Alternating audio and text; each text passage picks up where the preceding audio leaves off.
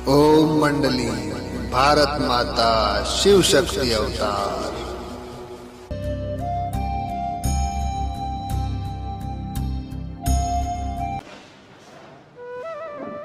ओम नमः शिवाय। इस संसार की महान से महान आत्माएं, जिनको बाबा कहता है कोटों में कोई, माना ब्राह्मण, कोई में भी कोई, माना ओम मंडली वाले बच्चे, उसमें भी कोई विरले, ऐसी आत्माओं के सामने बैठकर हमें बहुत अच्छा लग रहा है। ऐसी महान आत्माओं को, देवी देवताओं को मुझ आत्मा की तरफ से नमस्ते, प्रणाम। हम सब कितने भाग्यशाली हैं कि भगवान आकर के हमसे मिलता है। इतनी छोटी छोटी सभाओं में मिलता है। क्यों इतनी छोटी सभाओं में मिलता है? यादगार है ना कि राम गए थे वनवास और सबका उद्धार करते करते फिर रावण राज्य का विनाश करके फिर अयोध्या लौटे थे। तो वही सीन ड्रामा अनुसार चल रहा है। हम सब कौन थे? बंदर थे ना। तो राम ने बंदर सेना ली है और बंदरों को मंदिर लायक बाबा बनाता है। तो कोई ये सोचता है कि हमारे अंदर तो इतने कोई गुण नहीं है कि भगवान से हम मिले।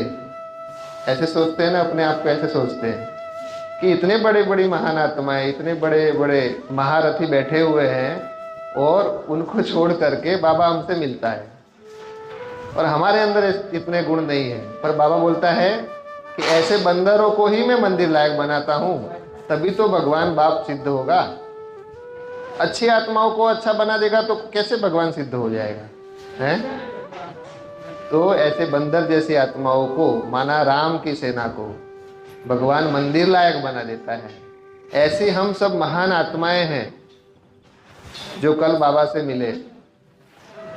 बहुत भाग्यशाली आत्माएं हैं हम सब कि इतना नजदीक से। अच्छा, डबल भाग्यशाली आत्माएं कैसे हैं हम सब?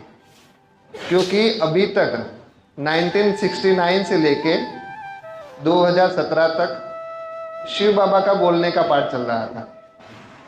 ब्रह्मा बाबा आते थे पर बोलने का पाठ नहीं था उनका।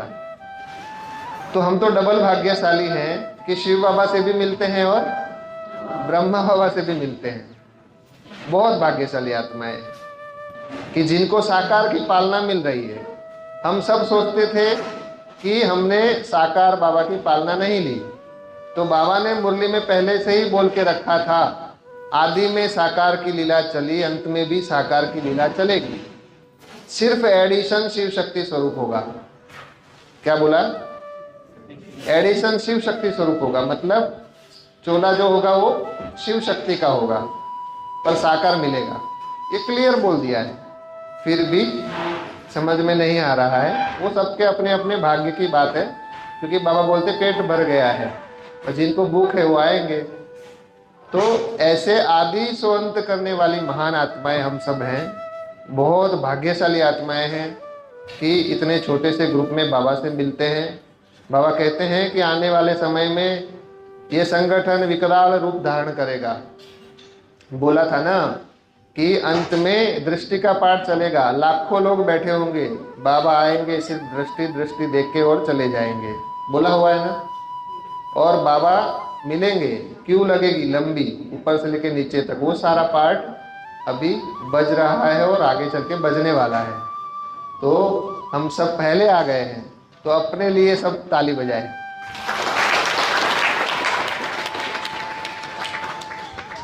अब कोटों में कोई, माना ब्राह्मण बने, कोई में भी कोई, माना ओम मंडली में आ गए, और उसमें भी कोई विरले।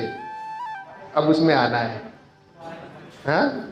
क्योंकि बाबा छटनी कर करके माला बनाता है। तो अपने आप को सबसे पहली बात की साधारण नहीं समझना है। आज बाबा ने बहुत अच्छी अच्छी बातें कही हैं। ब्रह्मा भोजन के लिए कहा है कि हम सबको जो भी खाना बनाते हैं वो बाबा की याद में बनाएं, ताकि जो खाते हैं उनकी बुद्धि भी शुद्ध हो, पवित्र बने। हाँ, दूसरा भोजन कौन सा है? एक तो हो गया ये जो भोजन बोलते हैं ना, देवताओं को भी दुर्लभ है। ब्रह्मा भोजन किसको दुर्लभ है? देवताओं को भी दुर्लभ है। तो क्या देवता इतने गरीब है कि यहाँ से भी अच्छा भोजन वहां पे उनको नहीं मिलेगा? कौन सा भोजन देवताओं को दुर्लभ है? ब्रह्मा भोजन। कौन सा ब्रह्मा भोजन जो देवताओं को नहीं मिलता? ब्रह्मा भोजन उसको कहा जाता है जो ब्रह्मा मुख से वाणी निकलती है, वो है बेहद का ब्रह्मा भोजन। ये जो ज्ञान मुरली है ये बेहद का ब्रह्मा भोजन है। ये देवताओं को नसीब नहीं होता, देवताओं को ये ज्ञान नहीं मिलता, आदि मध्य अंत का ज्ञान नहीं मिलता, ये देवताओं को दुर्लभ है। इसलिए कहा कि ब्रह्मा भोजन देवताओं को भी दुर्लभ है। बाकी ऐसा नहीं है कि हमारा दाल चावल और वहाँ पे उनको अच्छे अच्छे भोजन नहीं होंगे। अरे वहाँ तो सुबह रस होता है, बाबा ने बोला। ऐसे ऐसे फ्रूट होते हैं कि ढक्कन खोलो, मिक्सर की भी जरूरत नहीं है जूस निकालने के लिए।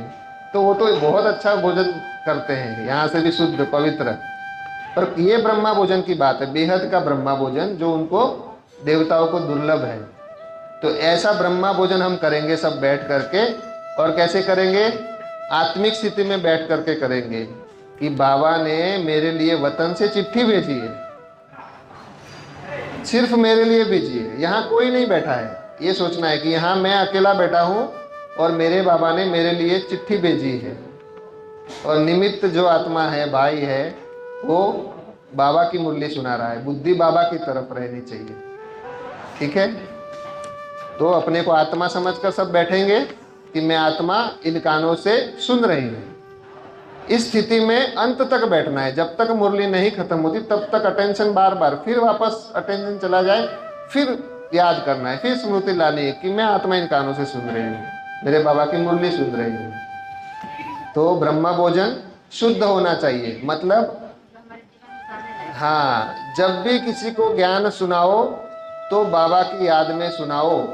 किसी को भी ब्रह्मा भोजन परोसते हो ना, ज्ञान रूपी ब्रह्मा भोजन, तो वो बाबा की याद में परोसो, तो सामने वाले को तीर लगेगा। हृदय उनका शुद्ध हो जाएगा। कैसे मरना है? जीते जी मरना। तो मरने का प्रोसेस क्या है? सूक्ष्म शरीर आत्मा के साथ निकल जाता है ना? तो मर गए, वो शरीर छोड़ के चले जाते हैं। पर हम जीते जी सूक्ष्म शरीर के द्वारा बाबा से मिलते हैं, वतन में जाते हैं, परम धाम में जाते हैं, विश्व ग्लोब के ऊपर सकाश देते हैं सूक्ष्म शरीर के द्वारा। तो हम क्या कर रहे हैं? वो जो मरने की प्रोसेस रियलिटी में जो होती है ना, वो हम जीते जी करते हैं, जीते जी सूक्ष्म शरीर को बाहर निकालते हैं। तो बाबा कहते हैं जो अभी जीते जी मरते हैं उनके दर पर कभी काल नहीं आ सकता है। क्यों? क्योंकि आपको ये प्रोसेस आ गई शरीर से बाहर निकलने की। तो मरना तो रोज मर रहे हो, आप तो रोज बाहर निकल रहे हो, हैं? तो जब ये समय आएगा शरीर छोड़ने का, तो उस समय बिल्कुल भी पीड़ा नहीं होगी। आत्मा को जब सूक्ष्म शरीर और स्थूल शरीर ऐसे चिपका हुआ है, ऐसे बहुत फेविक्विक से भी ज्यादा, तो जब वो उखड़ता है, जैसे फेविक्विक ऐसे चिपकाते हैं तो ऐसे उखाड़ते हैं तो एक चमड़ी दूसरे चमड़ी में चिपक जाती है ना, दर्द होता है, वैसे सूक्ष्म शरीर स्थूल शरीर में चिपका हुआ है। अब उसको उखाड़ने की प्रोसेस अभी से करना है, ताकि जब शरीर छोड़ना हो तो उस समय ज़्यादा बाबा को मेहनत नहीं करनी पड़े। तुरंत मक्खन से जैसे बाल निकला वैसे हमारा शरीर निकल जाए, हमारी इच्छा से निकले। ऐसा नहीं कि हम निकालना चाह रहे और निकल ही नहीं रहा, चिपक रहा है। और उसके लिए क्या करना है? एक बाबा दूसरा न कोई बुद्धि में बैठा होगा वो ये प्रोसेस कर पाएगा। एक बाबा, पूरा संसार बाबा हो जाएगा। उसके लिए ये प्रोसेस एकदम आसान हो जाएगी।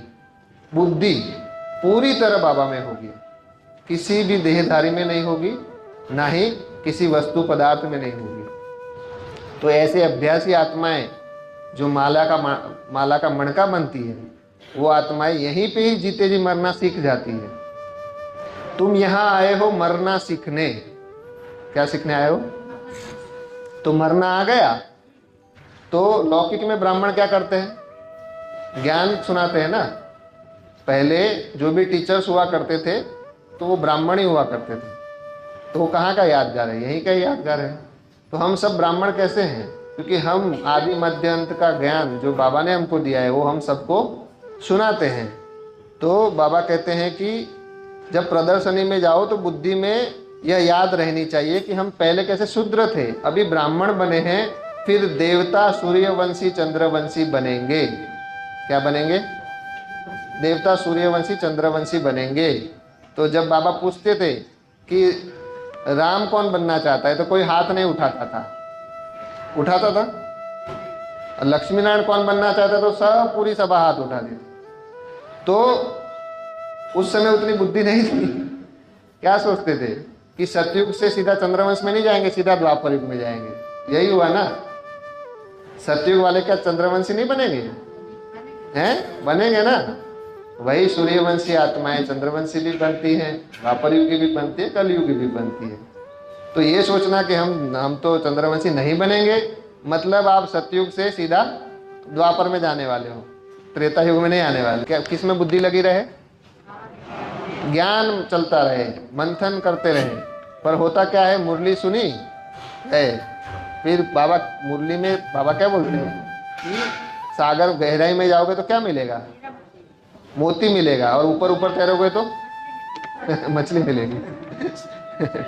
तो बाबा क्या बोलते? गहराई में जाओ, समुंदर की गहराई में जाना मना। इस मुरली को बाबा बोलते तुम कौन हो? गौ हो ना। तो गाय क्या करती है? पूरा दिन उगारती रहती है ना, है ना। तो हमको भी पूरा दिन, हम भी गौ है ना, और हमारा गौपाल बाबा है ना। तो हमको क्या करना है? पूरा दिन इस मुरली को मंथन की बाबा क्या कहना चाहता है, इसका मतलब क्या होता है, इसका बेहद में क्या मतलब होता है, ये सब चीज़ों को मंथन करना, तो उसको कहेंगे उगारना। जो बंधन है ना सारे, वो टूटने का तरीका बताया बाबा ने कि पूरा दिन ज्ञान मंथन में रहो तो बंधन टूट जाएंगे। तो वैकुंठ किधर है? वैकुंठ कहाँ बनता है? सतयुग में बनता है। कहाँ बनता है? अत्यंत सुख पूछना हो तो गोपी वल्लभ के गोप गोपियों से पूछो, वो कहाँ का गायन है? यहाँ का गायन है। तो वैकुंठ कहाँ बनता है? वैकुंठ का मॉडल जो है, सतयुग तो है, वो तो वैकुंठ है, उसका मॉडल कहाँ बनता है? यहाँ बनता है। और हम सब कौन है? चलते फिरते, बाबा बोलते हैं ना, चलते फिरते म्यूजियम बनना है। कौन सा म्यूजियम बनना है? चैतन्य म्यूजियम बोला बाबा ने। तो चैतन्य म्यूजियम किसको कहेंगे? जो सदा अपने व्यवहार से, चलन से गुण बिखेरते हैं, शक्तियाँ बिखेरते हैं, वो है चलते फिरते चैतन्य म्यूजियम। तो बाबा बोलते हैं मैं आपने स्थूल म्यूजियम तो बहुत बना दिए, अव्यक्तवाणी में बाबा बोलते हैं, पर मुझे अभी क्या चाहिए? बाबा बोलते हैं कि चैतन्य म्यूजियम चाहिए, मतलब चलते फिरते। तो हम गुणवान बनेंगे, सबके साथ अच्छी चलन रखेंगे, सबके साथ मीठा व्यवहार रखेंगे, तो कहेंगे कि हम चलते फिरते चैतन्य म्यूजियम है। एक तो होता है स्थूल ड्रेस जो बाबा ने सिलेक्ट किया है, सफ़ेद पोशधारी थे ना हम, तो बाबा ने कौन सा ये तो ड्रेस पहनना है, पर हमको सूक्ष्म शरीर बार बार ये समझना है कि मैं फरिश्ता हूँ, तब कहेंगे कि आपने असल में बाबा की ड्रेस पहनी हुई है। हम तो स्थूल में हद में लेते आए हैं, भाई वाइट साड़ी के सिवा तो मैं कुछ पहनूंगी नहीं, है मतलब वाइट साड़ी भी पहन लिया, वाइट ड्रेस भी पहन लिया, परंतु अगर आपने चलते फिरते अपने आप को फरिश्ता नहीं समझा कि मैं फरिश्ता की लाइट की बॉडी में हूँ, ड्रेस में हूँ, तब तक आपने ड्रेस नहीं पहनी है। आपकी बुद्धि में लक्ष्य नहीं है कि मैं ये बनने वाला हूँ लक्ष्मीनारायण, तब तक आपने बैच नहीं पहना है। स्थूल में तो पहना है, परंतु बुद्धि रूपी बैच नहीं पहना है, बुद्धि में नहीं बिठाया है। तो कहाँ बिठाना है? बुद्धि में बार बार ये अभ्यास करना है कि मैं फरिश्ता हूँ, सूक्ष्म। बार बार बाबा क्या बोलते हैं? कर्म करने के लिए स्थूल में आओ, फिर जैसे ही कर्म हो गया तुरंत अंदर बुद्धि में चले कि मैं फरिश्ता हूँ, लाइट की बॉडी में आ जाऊँ। और जिसने पूरा दिन सुबह से लेकर रात तक लाइट का बॉडी का अभ्यास किया होगा, वही आगे चल करके पास विद ऑनर बनेंगे, वही माला के मणके बनेंगे। तो पूरा दिन ये अभ्यास करना, ये ड्रेस पहन के रखना है कि मैं फरिश्ता हूँ। तो बाबा कहते हैं कि ड्रेस तो बदल सकते हैं ना, फीचर्स तो बदल नहीं सकेंगे। वह हुआ अपवित्र प्रवृत्ति मार्ग, वह पवित्र प्रवृत्ति मार्ग जिससे समझे कि यह स्थापना कर रहे हैं, यही फिर वह बनते हैं जो मेहनत करेगा वह पाएगा।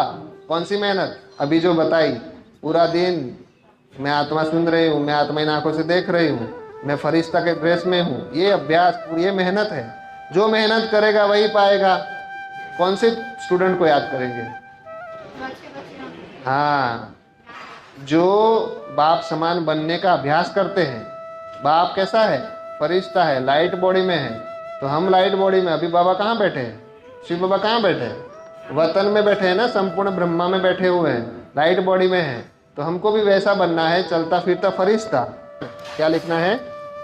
संगम युगी। बार बार याद रखना है कि मैं संगम युगी ब्राह्मण हूँ। पर होता क्या है, स्मृति चली जाती है तो गड़बड़ हो जाती है। जैसे ही स्मृति आती है, आप देखना, पूरे दिन में अभ्यास करना, बार बार याद करना मैं संगम युगी ब्राह्मण हूँ, तो आपसे कभी भी विकर्म नहीं होगा। आपके वाइब्रेशन इतने अच्छे होंगे, आपके द्वारा किसी को दुख नहीं मिलेगा। पर होता क्या है, तो बोलते हैं स्मृति विस्मृति का खेल है, यही विस्मृत हो जाते हैं संगम युगी ब्राह्मण हूँ। बार बार ये याद करना। अभी हो, यह ब्रह्मा भी तुम्हारे साथ है। क्या बोला बाबा ने? ये कौन बोल सकता है? ओम मंडली वाले अभी बोल सकते हैं। क्या वो बोल सकते हैं कि अभी भी ब्रह्मा तुम्हारे साथ है? बोल सकते हैं, वो लोग बोल सकते हैं। वो लोग नहीं बोल सकते ना। अभी साकार बाबा कहाँ, साकार में कहाँ पालना मिल रही है? यहाँ मिल रही है। तो यह ब्रह्मा भी तुम्हारे साथ है, वह भी सफेद पोषधारी स्टूडेंट है। कौन? अभी भी ब्रह्मा बाबा क्या है? बाबा क्या बोलते हैं? कल क्या बोला बाबा ने? जब तक जीना है तब तक पीना है, अंत तक पढ़ाई चलती रहेगी। है तो ब्रह्मा बाबा भी कभी कभी बोलते हैं ना, कुछ ऐसी बातें हैं जो बाबा शिव बाबा ने अभी मेरे से भी थोड़ी सी रखी हुई है। मतलब कि अभी भी थोड़ी सी पढ़ाई बाकी है। त्रेता में क्षत्रियों की ग्लानि कर दी है। क्या कर दी है त्रेता में? किसने किए त्रेता के देवताओं की ग्लानि? हम बच्चों ने करें, हम राम नहीं बनेंगे, क्या है? ग्लानि तो है कि प्रदर्शनी से बाहर निकले और खेल खलास, मतलब चलो ये तो वहां की बात होगी। यहाँ पर भी अब इसको लेते हैं कि मुरली से बाहर निकले, सारा खत्म, वही लौकिकता में फिर आ जाते बार बार। तो अभ्यास करना है, हम सब पुरुषार्थी हैं। ऊपर नीचे होता है, दिल शिकस्त नहीं होना है, उठना है, फिर खड़े होना है, फिर चलना है ना। मंजिल हमारे सामने है और बाबा मददगार है तो हुआ ही पड़ा है और हो ही जाएगा। तुमको बड़ी जटाएं हैं। वो लोगों ने क्या दिखा दिए? स्थूल चित्रों में स्थूल जटाएं दिखाई है। तो बाबा कहते तुम कौन हो? राजयोगी हो, तुमको बड़ी जटाएं हैं। कौन सी जटाएं हैं? ज्ञान की जटाएं। ज्ञान की जटाएं माना जटाएं कहाँ होती है? सिर में होती है ना। तो सिर में इतना बुद्धि में ज्ञान भरा हुआ है, तो उसको क्या दिखा दिया? जटाएं दिखा दी। तुम राजयोगी हो, तुमको बड़ी जटाएं हैं, महिमा सारी तुम आत्माओं की है।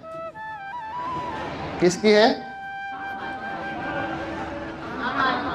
हाँ, अभी क्या बोला कि मुरली सुनना है तो सुनो। मैं अकेला सुन रहा हूँ, बाबा मुझे सुना रहा है, हैं? तो किसको बता रहा है बाबा? आप सबको बता रहा है। महिमा सारी तुम आत्माओं की है, जटाएं भी नेचुरल है।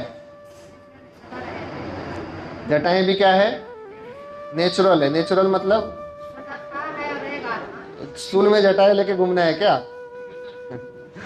पर इस पॉइंट को सुन करके किसी ने सचमुच स्थूल में जटाएं रख ली।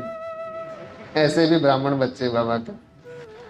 बाप कहते हैं देह के सब धर्म छोड़ अपने को आत्मा निश्चय करो। देह के कौन से धर्म है? कौन से धर्म है देह के? ये इंद्रियां। ये इंद्रियां क्या है? ये देह का, देह याद आती ना बार बार। कुछ कुछ खाने को मन करता है, कुछ कुछ देखने को मन करता है, कुछ कुछ सुनने को मन करता है।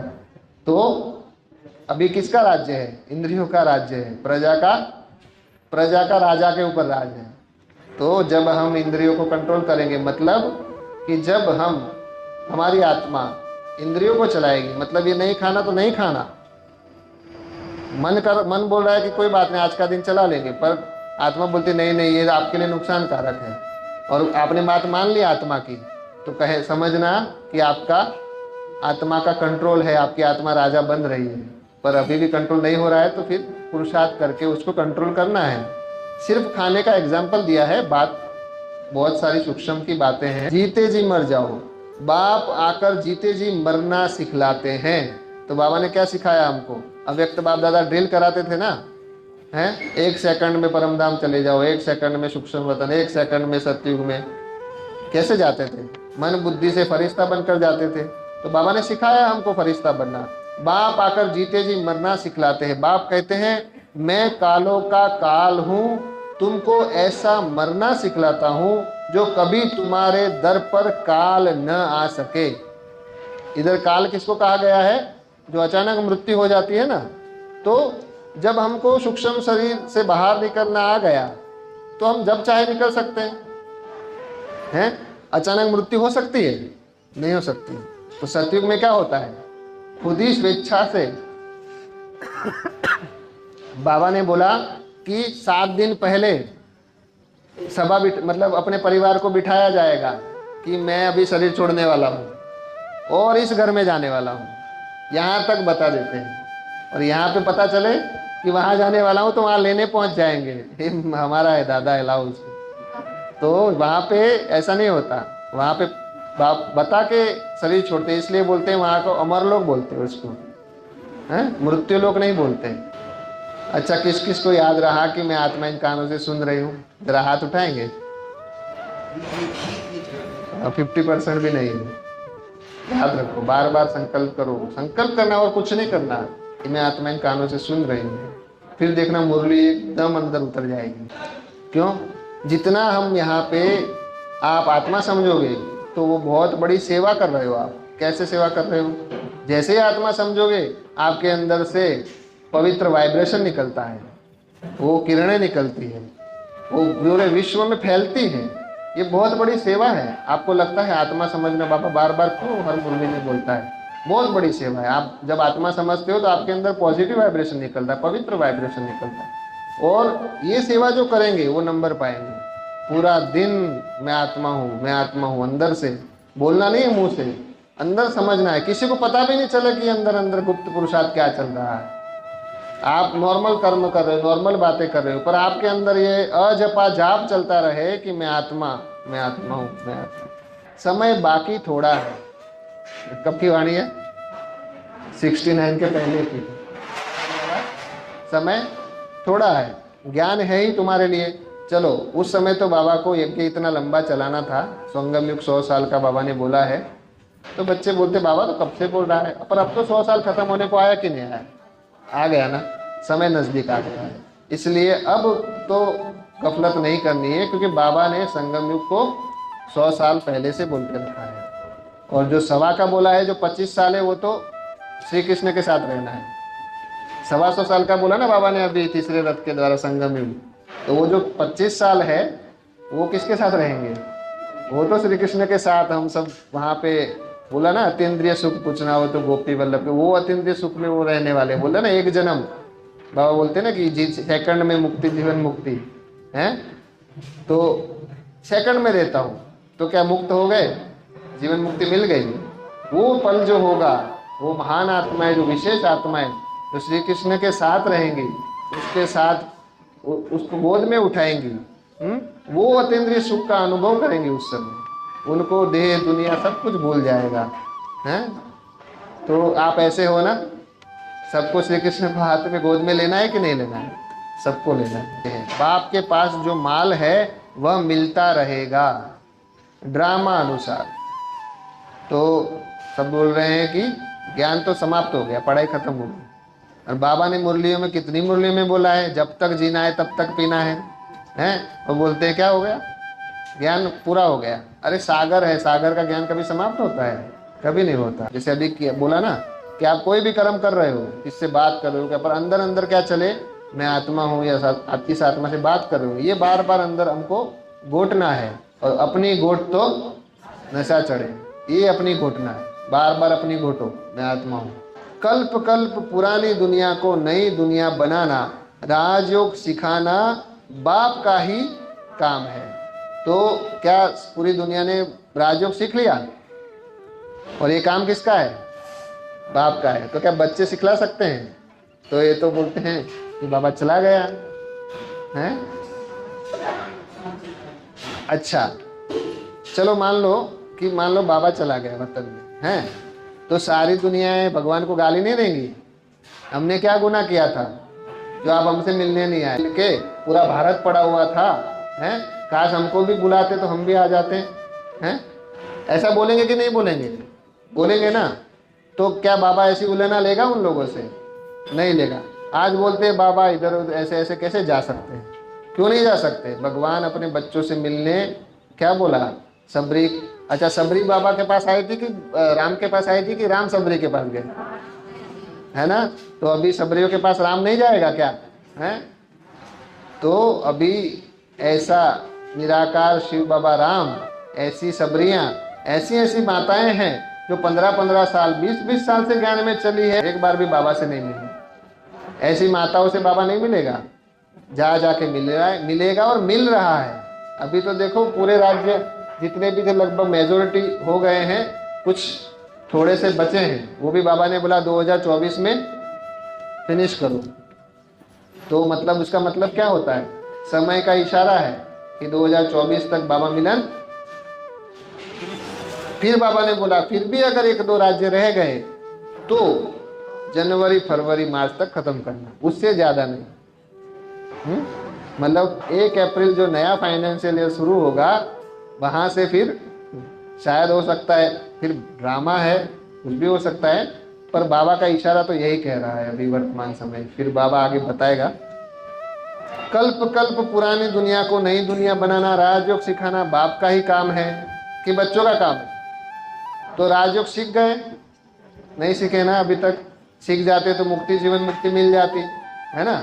तो अभी भी बाबा पढ़ा रहा है हम सब बच्चों को। हर एक धर्म का अपने अपने समय पर पाठ है। तो धर्म पिताएं आते हैं क्या सतयुग त्रेता में? नहीं आते, पर जिनमें वो धर्म पिता प्रवेश करते हैं वो आते हैं। आते हैं ना कि नहीं आते? गौतम बौद्ध, तो बौद्ध तो हो गया उस धर्म का धर्म पिता, वो ऊपर से आने वाली आत्मा। और गौतम जो सिद्धार्थ है वो कौन हो गया? उस धर्म का प्रजापिता, बौद्ध धर्म का प्रजापिता। तो जो बौद्ध धर्म का प्रजापिता है वो आता है कि नहीं आता सतयुग त्रेता में? आता है नहीं आता? अरे बाबा ने कितनी मुरली में बोला है। यहाँ के बच्चे ही दूसरे धर्मों में कन्वर्ट होते हैं। जो यहाँ पे संगम में गड़बड़ करते हैं उनको, जैसे यहाँ पे अलग अलग पार्टी बहुत सारी बना के बैठ गए ना, वो गड़बड़ तो की, अपने आप को भगवान सिद्ध किया, तो उन आत्माओं को द्वापर युग में वो ऊपर वाली आत्माएं घुस करके उनके द्वारा वो धर्म स्थापन करती है। तो उस धर्म का जो प्रजापिता है वो सतयुग त्रेता में आता है, पर वो धर्म पिता नहीं आता, उस धर्म का प्रजापिता आता है। ये दोनों आत्माओं के, 2 आत्माओं के द्वारा धर्म स्थापन होता है, एक प्रजापिता और एक धर्म पिता। जैसे ब्रह्मा बाबा और शिव बाबा, वैसे गौतम बुद्ध, जीसस क्राइस्ट, है ना? वैसे जीसस जो है, तो क्राइस्ट है वो ऊपर से आता है, पर जीसस जो है वो आता है, वो बाबा का बच्चा बनता है, मुरली सुनता है यहाँ पे आकर के, वो ज्ञान उठाता है। तो बाबा ने बोला एक शब्द भी किसी ने सुना तो स्वर्ग में जरूर आएगा। पर वो धर्म पिता नहीं आते, धर्म पिता की आत्मा अलग होती है और उस धर्म का प्रजापिता अलग होता है। तुम बड़ों बड़ों को समझाते हो। कौन बड़ों बड़ों को समझाता है? अभी ओम मंडली वाले, तो हमको तो ऐसे लगता था ना, हम सब क्या सोचते थे, इतने बड़े बड़े महारथी, आज इतने बड़े बड़े महारथियों को भी ज्ञान समझ में नहीं आ रहा है और अब बच्चों को समझ में आ रहा है, तो अभी किसको समझाएंगे? अंत में जैसे जो साकार पालना लिए हुए बच्चे हैं उनको हम बोलते थे, अच्छा बाबा कैसे बोलते थे, बाबा कैसे मुरली सुनाते थे, साकार, जिन्होंने साकारी पालना ली थी। अब फिर से वही समय आ जाएगा वापस, आदि सो अंत। आदि में भी वो पीछे पड़े थे ना कि कैसे बाबा बात करते थे, कैसे मुरली सुनाते थे। अंत में भी जब प्रत्यक्षता होगी, आप सबसे पूछेंगे वो लोग, बताओ ना बाबा कैसे करते थे, बाबा कैसे, ब्रह्मा बाबा कैसे आते थे, शिव बाबा कैसे आते थे, कैसे आप लोग मिलते थे? क्योंकि उतनी समय इतनी भीड़ होगी तो मिल नहीं पाएंगे, तो आप लोगों से ही पूछेंगे। तो वो समय भी आ गया है, क्योंकि इतनी सारी ढेर ब्रह्मा बाबा की वाणियाँ चली, शिव बाबा की वाणियाँ चली है। जब प्रत्यक्षता होगी तो आपको थोड़ी सुने देंगे, बताओ बताओ क्या बताया बाबा ने, आप तो कब से सुनते आ रहे हो, हैं? ऐसे होगा। अगर अटेंशन है मुरली में, पूरा ध्यान मुरली में है, तो उबासी नहीं आएगी। पर थोड़ा सा बुद्धि में से थोड़ा सा हटे तुरंत नींद भी आएगी, उबासी भी आएगी, माया भी आएगी, सब कुछ आ जाएगा।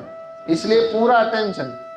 आप मुरली में यहाँ पे बैठे हो, पर यहाँ बैठे बैठे भी कहाँ कहाँ चले जाते हैं आप देखो, अपने आप को चेक करना, कहाँ कहाँ चले जाते हैं, पता नहीं क्या क्या, 3-4 लाइन छूट जाती है, फिर अटेंशन, अरे अरे 3-4 लाइन चली गई, फिर वापस फिर फोकस मुरली पर। ऐसे होता है ना, तो ये युद्ध होता है, युद्ध चलता है, मुरली में भी युद्ध चलता है। इसलिए क्या करना है, पूरा अटेंशन आत्मा समझकर मुरली सुनोगे तो पूरा एक भी लाइन मिस नहीं होगी। तो बोलते हैं हमने मुरली मिस नहीं किया। आप चेक करो कि आप मुरली में बैठे थे, कितने % आपने मुरली सुनी और कितनी लाइनें आपकी चली गई। तो मुरली मिस की कि नहीं की है? एक भी ब्राह्मण शायद से ऐसा होगा जो मुरली मिस नहीं करता होगा। सब कुछ 10 लाइनें मिस करते हैं, कोई कुछ 5 लाइनें, कुछ 3 लाइनें, पर मिस जरूर करते हैं, इसलिए नंबरवार बन जाते हैं। इसलिए ये टेंशन रखना है, मुरली में कुछ भी नहीं सोचना, पूरा एक एक महावाक्य मुझे सुनना है, एक एक महावाक्य मिस नहीं करना है। देखना कितना मजा आएगा सुनने का। धन्यवाद बाबा, थैंक यू बाबा, इतना अच्छा ब्रह्मा भोजन खिलाने के लिए आपका बहुत बहुत धन्यवाद। कैसा बनना है? नींद को जीतने वाला। एक तो स्थूल नींद हो गई, दूसरी नींद कौन सी हो गई? बार बार देह समझते ना, वो भी नींद है। और आत्मा समझना माना हम जाग रहे हैं, जागरूक है, से बार बार पूरा दिन ये अभ्यास करना कि मैं आत्मा हूँ, तो उसको कहेंगे नींद को जीत लिया, नींद को जीतने वाले हैं। खाना माना अपने को देह समझना भी क्या है? जुट का खाना है। अभी बाबा का वरदान लेंगे, सभी कमर को सीधी कर दे, आंखें बंद करके इमर्स करें कि अव्यक्त बाप दादा हमारे सामने हैं और बाबा का वरदानी हाथ मेरे सर पर है। फील करे बाबा के हाथ को। बाबा लाइट की बॉडी में है और मैं भी लाइट की बॉडी में हूं, और बाबा बड़े प्यार से मुझे देख रहा है, मुस्कुरा रहा है, और बाबा के मुख से ये वरदान निकल रहा है। कौन सा बीज बो रहे हो? ईश्वरीय परिवार के स्नेह का बीज बो रहे हो। पर अगर यहाँ पर भी हमने जगह किसी को मिली, किसी को नहीं मिली, वहाँ खींचातानी हो गई, तो क्या ईश्वरीय परिवार है? प्रैक्टिकल में होना चाहिए। हमारा बाबा का बच्चा है, उसको जगह नहीं मिली है, तो उसको जगह कैसे भी करके बना के देना, ये हमारा फर्ज होता है? नहीं ऐसे नहीं, अरे भाई हमारे रूम में जगह नहीं, तुम कहीं और देखो, ऐसे करते हैं ना, तो क्या कहें हम? क्या उसको अपना परिवार मानते हैं? उसी जगह पे अगर हमारा लौकिक भाई होता, उसी जगह पे अगर हमारी लौकिक माँ या लौकिक पिता होता, तो हम क्या करते हैं? बनाते कि नहीं बनाते? मतलब उसको हम अपना परिवार समझ रहे इसलिए जगह बना रहे हैं, परंतु यहाँ पे अपने ब्राह्मण परिवार को परिवार नहीं समझते हैं, तो परिवार नहीं समझ रहे इसलिए तो जगह नहीं दे रहे ना। अगर समझते कि हाँ मेरा बाबा का बच्चा है, मेरा भाई है, तो तुरंत हम उसको हेल्प करते। तो बाबा सब कुछ प्रैक्टिकल में चाहते हैं। आप विश्व सेवाधारी बच्चे विश्व में ईश्वरीय परिवार के स्नेह का बीज बो रहे हो। इतना स्नेह हो आपस में हमारी ओम मंडली में कि ओम मंडली रिचेस्ट इन द वर्ल्ड, जो बाबा की भविष्यवाणी है, अंत में सबके मुख से निकलेगा, ओम मंडली रिचेस्ट इन द वर्ल्ड। साकारवाणी में सुना है ये पॉइंट? सुना है? आदि में अखबारों में ऐसा पॉइंट है पूरा, आदि में अखबारों में निकला था ओम मंडली रिचेस्ट इन द वर्ल्ड, अंत में सबके मुख से निकलेगा ओम मंडली रिचेस्ट इन द वर्ल्ड। कब निकलेगा? वो यहाँ पे आकर के ऐसे संगठन में एक दूसरे में प्रेम देखेंगे, रिस्पेक्ट देखेंगे, सबके लिए आदर भाव देखेंगे, तब सबके मुख से निकलेगा कि ओम मंडली रिचेस्ट इन द वर्ल्ड। तो आप सबकी जिम्मेवारी है कि हमको ओम मंडली रिचेस्ट इन द वर्ल्ड, ये बात जो बाबा ने बोली थी 69 से पहले, उस बात को हमको सिद्ध करना है। बाबा का आज्ञाकारी बन करके हमको सबके साथ अच्छा व्यवहार करते हुए इस बात को सिद्ध करना है। ये आप सबकी जिम्मेवारी है। अब आप देखना आप कितनी इस जिम्मेवारी को निभाते हैं। आप विश्व सेवाधारी बच्चे विश्व में ईश्वरीय परिवार के स्नेह का बीज बो रहे हो। चाहे कोई नास्तिक हो या आस्तिक, सबको अलौकिक व ईश्वरीय स्नेह की, निस्वार्थ स्नेह की अनुभूति कराना ही बीज बोना है। इसे भी क्या कर रहे हो आप? बीज बो रहे हो। आप किसान हो, संकल्पों से बीज बो रहे हो अपने सतयुग और त्रेता का, है ना। तो शूटिंग सारी यहाँ होती है, यहाँ पे हम जितना स्नेह देंगे, जितना हम निस्वार्थ स्नेह देंगे, अलौकिक व ईश्वरीय परिवार समझेंगे, तो वो क्या बाबा बोल रहे अनुभूति कराना ही बीज बोना है। ऐसे बीज आप बोएंगे, किसी को इतना निस्वार्थ प्यार दोगे, क्या वो आपका सहयोगी नहीं बनेगा? तो बाबा कह रहे वह ये सहयोगी बनने का वृक्ष स्वतः ही पैदा कराता है, वो ऑटोमेटिक सहयोगी बन जाएंगे और समय पर सहज योगी बनने का फल दिखाई देता है। सिर्फ कोई फल जल्दी निकलता है, कोई फल समय पर निकलता है। मतलब हम किसी को निस्वार्थ प्रेम दे रहे फिर भी उसकी तरफ से नहीं आ रहा है, तो क्या समझना है? क्या समझना है? वो धरनी थोड़ी कठोर है, और कठोर धरनी में से बीज जो है अंकुरित लेट होता है ना? तो कठोर धरनी है, और ज्यादा पानी देना है, ऐसा नहीं उसको छोड़ देना है, उस आत्मा को छोड़ देना नहीं, और ज्यादा स्नेह का पानी देना है, तो जल्दी वो बीज अंकुरित होगा और सहयोगी बन जाएगा। जानना, पहचानना और उनके डायरेक्ट बच्चे बन जाना, तो ये किसको लागू होता है? ये लाइन है, शाबाशी दो अपने आप को कि ये ओम मंडली वाले बच्चों को ही ये लाइन लागू होती है। बाप भाग्य विधाता, बाप को जानना, कौन जान रहा है अभी बाबा को? पहचानना और उनके डायरेक्ट बच्चे बन जाना, यह सबसे बड़ा भाग्य है। ये नशे में रहना कि बाबा हमको मिल गया है, परंतु जब तक प्रैक्टिकल में ये सब चीज नहीं होगी, तब तक बाबा से मिलना भी फिर व्यर्थ हो जाएगा, है ना? इसलिए बाबा क्या चाहते हैं? प्रैक्टिकल माना सिंपल ज्ञान है, सबको प्रेम करो, सबको प्रेम दो, बस सारा ज्ञान समेट लिया बाबा। बस प्रेम करो, वाइब्रेशन अच्छे दो सबको। ओम नमः शिवाय।